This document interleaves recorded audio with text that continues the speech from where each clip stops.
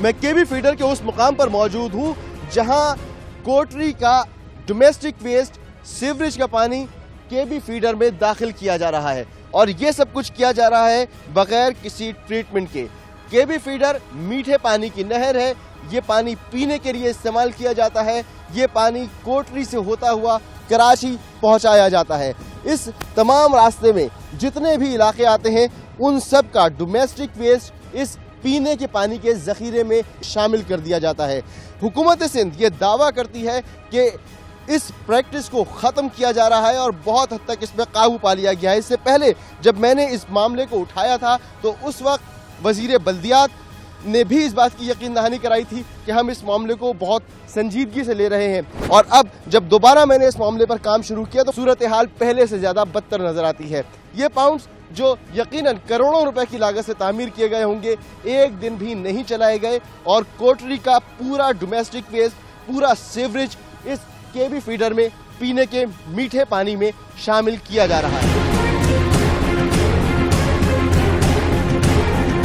ये treatment plant किसने बनवाए थे और कब बनवाए थे? ये पब्लिक हेल्थ हॉल ने बनवाए हैं, तकरीबन इसको 1.5 साल हो गया है, तो ये वहीं के वहीं पड़े हुए हैं। और 1.5 साल में ये तैयार होने के बावजूद इसके अंदर जो मजीद मशीनरी आनी थी और इसको बनना था वो नहीं बने। नहीं बने। और ये तमाम जो कोटरी का वेस्ट है, गंदा पानी है, वो पीने के साफ पानी में शामिल हो रहा है। सही बात है। अच्छा, लोग पी रहे हैं। यहाँ पर पब्लिक हेल्थ डिपार्टमेंट का कोई स्टाफ होता है? नहीं, कोई नहीं। यहाँ बच्चों में, बड़ों में किस तरह की बीमारियाँ हैं? बहुत चमड़ी की बीमारी है, कैंसर की बीमारी है। चमड़ी की ऐसी बीमारी है, मतलब बच्चों को छोड़ती ही नहीं है। इलाज करा के थक जाते हैं। डॉक्टर बोलते हैं पानी चेंज करो, पानी ये नहीं पियो, ये पानी नहीं पियेंगे तो क्या प्यास मरेंगे या क्या करेंगे?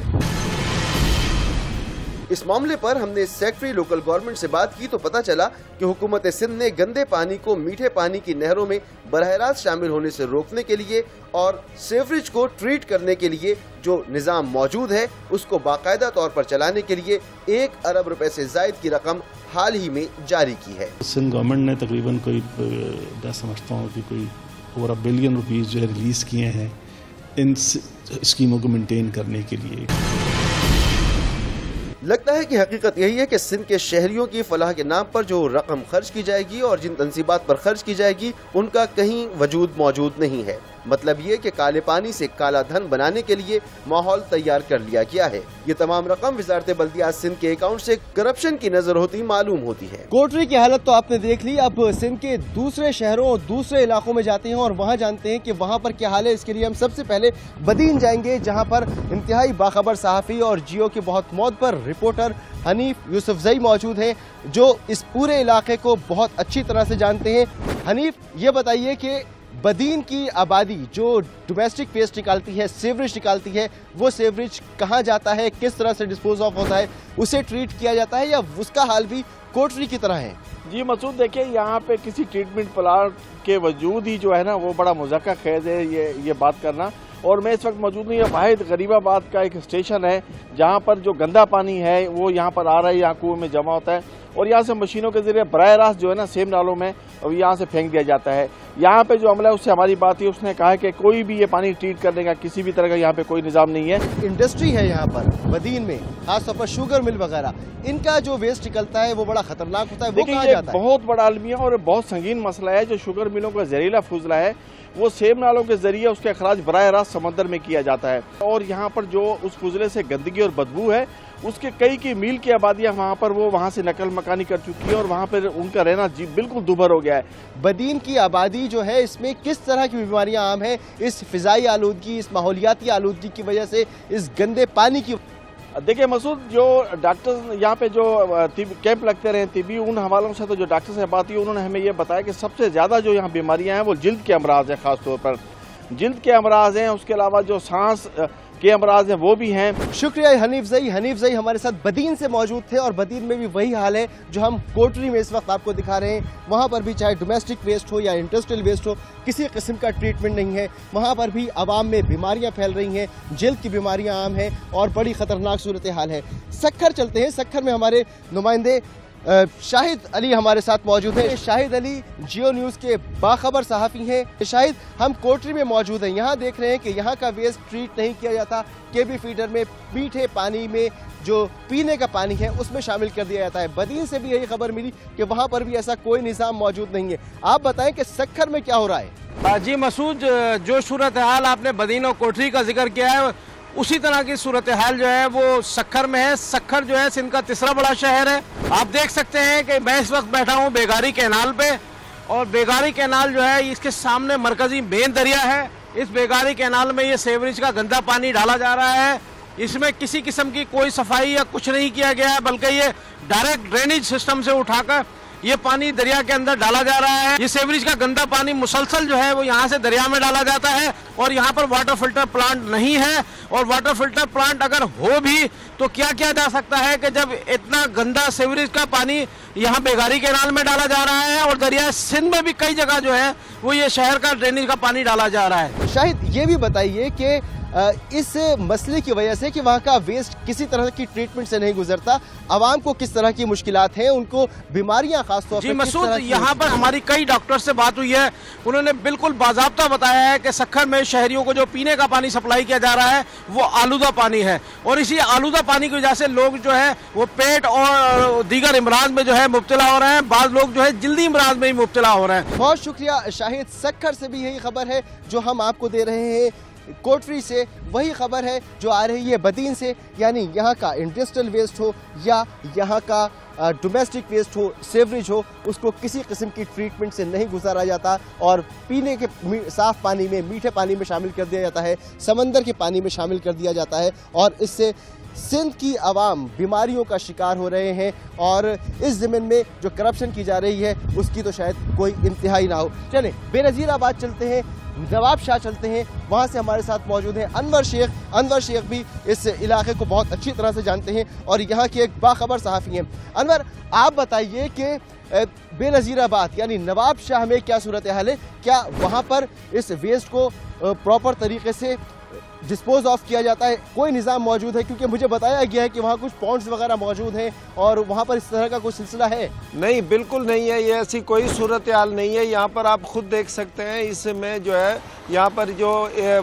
पानी जो शहर का गंदा पानी आता है वो डायरेक्ट जो है पाइपों के ज़रिए से ना सिर्फ फसलों को दिया जा रहा है, बल्कि जुल्म की बात यह है कि गजरावा नहर जो नवाबशाह से लेकर शहदादपुर तक जो है वो सैराब करती है फसलों को, और लोग जो है लाखों लोग उससे पानी पीते हैं, उनको भी ये जो है जहर आलूद और ये गंदा पानी पीने को मिल रहा है। और गुज़िश्ता बरसों से वो लोग जो है वो इसके मुजाहरे भी किए, उन्होंने इसके खिलाफ आवाज़ें भी उठाई, लेकिन कोई सुनवाई नहीं हुई है मसूद। अच्छा, तो यहाँ पर जो लोग हैं उनको क्या मुश्किलात हैं, किस तरह की परेशानियाँ हैं, और वो ख़ास तौर पे बीमारियों के हवाले से बताइए। बीमारियों का ये है कि यहाँ पर इस सिलसिले में ये है कि ये जो बगैर ट्रीटमेंट के पानी इस्तेमाल किया जा रहा है उसकी वजह से पेट के अमराज तो आम है, लेकिन इसके अलावा यह है कि पीपल्स मेडिकल यूनिवर्सिटी अस्पताल के जो मेडिसन के प्रोफेसर हैं उनका ये कहना है कि यहाँ पर जो है वो बेशुमार बीमारियों के, जिनमें से ख़ास तौर पर हेपाटाइटिस की मुख्तलिफ इक़साम है उसकी बीमारियाँ, और इसके अलावा टाइफाइड की बीमारियाँ जो है वो आम है। और ये भी आपको बताता चलूँ कि इसके वजह से पानी के ये बगैर ट्रीटमेंट के पानी के इस्तेमाल से जिल्द की बीमारियां भी यहाँ बहुत बढ़ रही हैं। बहुत शुक्रिया अनवर शेख। नवाब शाह यानी बेनज़ीराबाद जो कि एक मॉडर्न ज़िला, जो साबिक़ सदर का ज़िला है, पीपल्स पार्टी के सरपरस्त का ज़िला है, वहाँ से हमें खबर मिल रही है कि बगैर ट्रीट हुए पानी का ठेका दिया जाता है, और उस ठेके से जो पानी ज़मींदार लेते हैं वो अपनी फसलों को उससे सैराब करते हैं। आपको याद होगा कि इसी प्रोग्राम हम आवाम में हमने आपको बताया था कि बगैर ट्रीट किए हुए इंसानी फुजला शामिल हुए पानी से जिन फसलों को सींचा जाता है उसके अंदर हैवी मेटल्स पाए जाते हैं, जहरीले मादे पाए जाते हैं। इसका मतलब ये हुआ कि वहाँ पर भी ये पानी बगैर ट्रीट किए फसलों में इस्तेमाल किया जा रहा है, और वहाँ की फसलों में वो जहरीले मादे मौजूद होंगे जो वहाँ की आवाम की सेहतों को नुकसान पहुँचा रहे होंगे। सबसे अफसोस की बात तो यह है कि आवाम जिनकी सेहतें ख़राब हो रही हैं, जो अस्पतालों में पड़े हैं, उनको पता ही नहीं है कि वो किस वजह से बीमार पड़ रहे हैं। कोटरी, बदीन, नवाबशाह, यहाँ पर हमें कोई ऐसा निज़ाम नहीं मिला कि सीवरेज के पानी को ट्रीट किया जाता हो, बल्कि हमने यही देखा कि उसे या तो समंदर में बहाया जा रहा है, या उसे पीने के पानी में शामिल किया जा रहा है, या उससे फसलों को सींचा जा रहा है, जो तमाम तरीक़े माहौल के लिए, आबी हयात के लिए, इंसानी ज़िंदगी के लिए मोहलिक और ख़तरनाक तरीन है। हमने कराची में भी देख लिया कि कराची में भी इस वक्त कोई निज़ाम मौजूद नहीं है। चलें सिंध के दूसरे बड़े शहर हैदराबाद चलते हैं और वहाँ पर बात करते हैं अनवर कमाल से। अनवर, आप बताइए कि हैदराबाद एक बड़ा शहर है, सिंध का दूसरा बड़ा शहर है, यहाँ कोई निज़ाम मौजूद है पानी को, जो सीवरेज का पानी है, जो इंडस्ट्रीज से निकलने वाला पानी है, इसे ट्रीट करने का, और ये जाता कहाँ है? क्या में पाकिस्तान के बाद से अब तक सूरत हाल ये है कि यहाँ के जो लोग हैं वो गंदा पानी पीने पे अभी तक मजबूर हैं।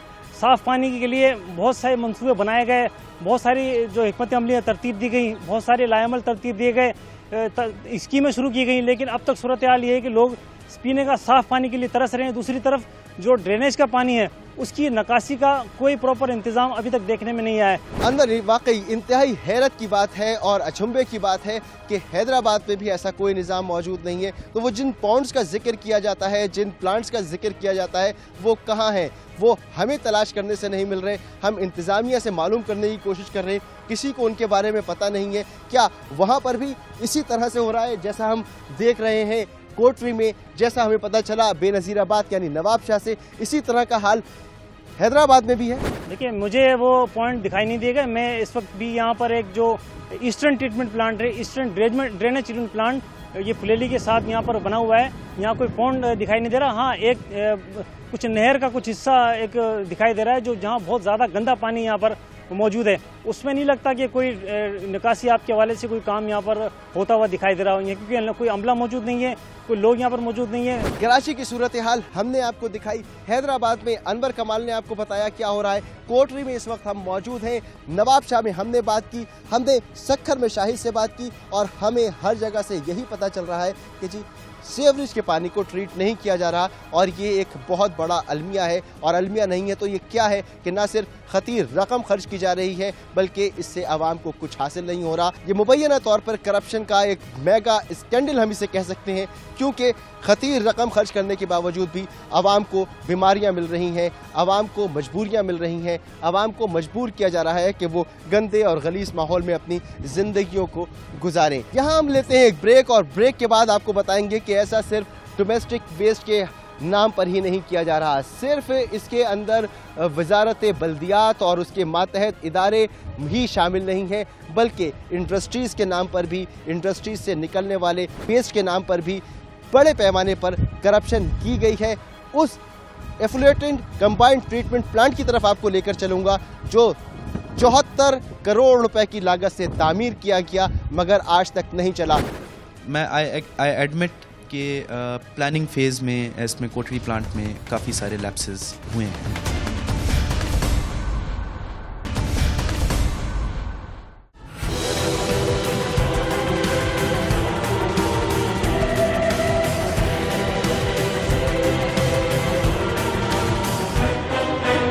लगता यह है कि सिंध गवर्नमेंट ने यह फैसला किया हुआ है कि पानी से रिलेटेड कोई भी मामला होगा वो शफाफ नहीं होगा, उसमें करप्शन की और नाअहली की बू आती होगी, उसमें झलक मिलती होगी नाअहली की, करप्शन की बू आती होगी। और इसी तरह से न सिर्फ डोमेस्टिक वेस्ट को ट्रीट करने के नाम पर हमें नज़र आ रहा है, बल्कि इंडस्ट्रियल वेस्ट को ट्रीट करने के नाम पर भी जो एक मंसूबा शुरू किया गया, और ये मंसूबा भी खुद से सिंध गवर्नमेंट ने इनहेरेंट नहीं किया, खुद से इस मंसूबे को उसने शुरू नहीं किया, बल्कि सुप्रीम कोर्ट ने इस बात का नोटिस लिया था कि कोटरी से निकलने वाले इंडस्ट्रियल वेस्ट को बाकायदा ट्रीट किया जाए और उसे केबी फीडर में बराह रास्त शामिल ना किया जाए। इस पर 74 करोड़ रुपए की लागत से एक मंसूबा शुरू किया गया और इसे एक मिसाली मंसूबा करार दिया जा रहा था, मगर ये मंसूबा जिस पे 74 करोड़ रुपए लगाए गए, इसके कॉन्ट्रैक्टर को पूरी रकम अदा कर दी गई और सरकार ने इस मंसूबे को कंप्लीट करार दे दिया।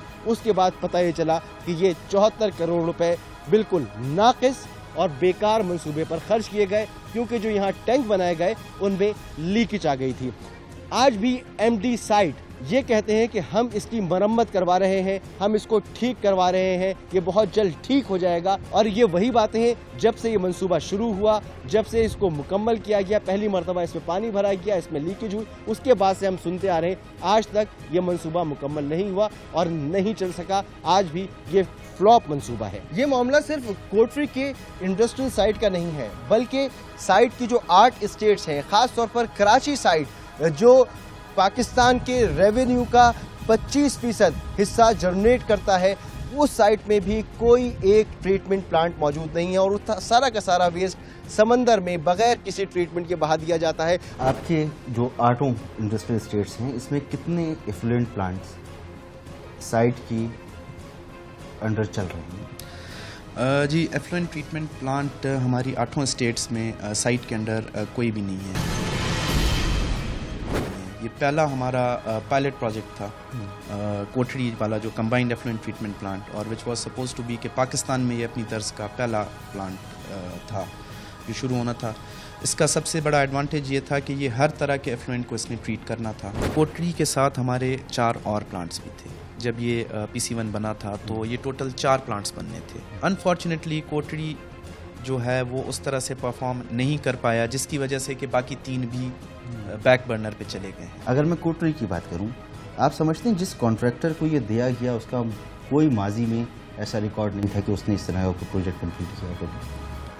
मैं आई एडमिट कि प्लानिंग फेज़ में इसमें कोटरी प्लांट में काफ़ी सारे लैप्सेस हुए हैं, जो कि उसकी जो साइट सिलेक्शन है वो ठीक नहीं हुई है, उसकी जो एस्टिमेशंस हैं वो ठीक नहीं हुई हैं। बात यह कि जब आपका बीज ही गलत पड़ा हो तो वो पौधा जाहिर सी बात है कि वो फिर उस तरह से नहीं निकलता जैसे आपने सोचा हो। तो अब इस पर क्यों ये बहाने बनाए जा रहे हैं कि नहीं ये ठीक हो जाएगा, ये चल पड़ेगा? हम इसको इंशाल्लाह चला के देंगे आपको। ये 1 अरब रुपया कहीं नहीं जाएगा। It would be a very good. और इसमें अभी तक हमने गवर्नमेंट से 1 पैसा भी एक्स्ट्रा नहीं लिया है।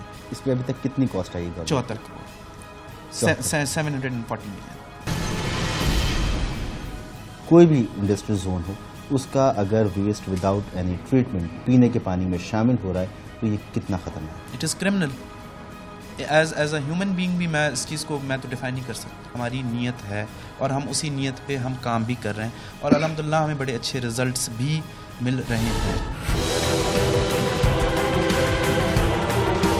इस 74 करोड़ रुपए की लागत से तैयार होने वाले मंसूबे का ये टैंक नंबर 12 है जो अभी तक लीक हो रहा है। यानी ये इसमें अगर पानी भरा रहा और इसको सही करने की कोशिश नहीं की गई तो ये ख़राब हो जाएगा, ख़त्म हो जाएगा। और जो इस शोबे से ताल्लुक़ रखते हैं, जो इस इंजीनियरिंग को समझते हैं, वो बहुत अच्छी तरह से समझते हैं कि जितनी भी कोशिश की जाए वो बात नहीं आ सकती जो इतनी खतीर रकम खर्च करने के बाद आनी चाहिए थी। यानी इसको किस तरह से ठीक होना चाहिए था। ये टैंक नंबर 8 है, इसमें से भी लीकेज हो रही है। बुनियाद की तरफ से ये टैंक इस तरफ को झुक चुका है और वहां से ऊपर उठा हुआ है। ऐसी ज़मीन का इंतखाब किया गया जो दलदली ज़मीन थी, जो इस वज़न को बर्दाश्त कर नहीं पा रही थी। इस बदतरीन नाअहली या करप्शन पर क्या किया गया? जी हाँ, एंटी करप्शन में ये मामला चला गया। आला सतह पर इसकी कार्रवाई भी हो रही है, आला सतह पर इस मामले को देखा भी जा रहा है। इन तमाम मामलात को बहुत संजीदगी से देखना होगा और आवाम को खुद फैसला करना होगा कि हमने जिनको मुंतखब किया हुकूमत चलाने के लिए, हुकूमत के इदारे चलाने के लिए, वो आखिरकार हमसे ही ये क्यों कहते हैं कि आप हमारे साथ ताउन कीजिए, मीडिया ताउन करे, आवाम ताउन करे और हमारे मसाइल को हल करने की कोशिश करें। अगर हमने मसाइल हल करना होता तो हमने आपको वोट ही क्यों दिया था? जी हाँ, इसलिए नहीं दिया था कि आप कौम की दौलत को इस तरह से ज़ाया करें, ख़राब करें। और इसके बावजूद जिस मसरफ़ के लिए पैसा खर्च किया गया वो मसरफ़ ही पूरा ना हो। आज भी कंचर झील आलूदा हो रही है, मंचर झील ख़त्म हो चुकी है और हमारे पीने के पानी के, मीठे पानी के ज़खायर तबाह बर्बाद हो रहे हैं। आज के प्रोग्राम में हमने आपको दिखाया कि पानी से जुड़ा कोई भी मामला हो, चाहे वो फराहमिया आब हो या निकासी आब, हाइड्रेंट माफिया हो, टैंकर माफिया हो, सेवरेज यानी इंडस्ट्रियल वेस्ट हो या डोमेस्टिक वेस्ट हो, इसको ठिकाने लगाने का मामला हो, हर जगह पर करप्शन की बू आती है, हर जगह नाअहली नजर आती है। और ये सब कुछ सिर्फ इसलिए नहीं है कि चंद लोग करप्शन कर रहे होंगे या चंद लोग नाअहल होंगे, बल्कि ये पूरे के पूरे माफिया हैं जिन्होंने इस निज़ाम को यरगमाल बनाया हुआ है। और ये माफिया ऐसा नहीं है कि सिर्फ आवाम में से कुछ लोग उठे और उन्होंने इसको टेक ओवर कर लिया, इस पर कब्जा कर लिया, ऐसा नहीं होता, बल्कि सरकारी इदारों में मौजूद लोग और सरकार में मौजूद लोग, कुछ अहम शख्सियात इनकी सरपरस्ती कर रहे होते हैं, तभी ये निज़ाम बिगड़ता है।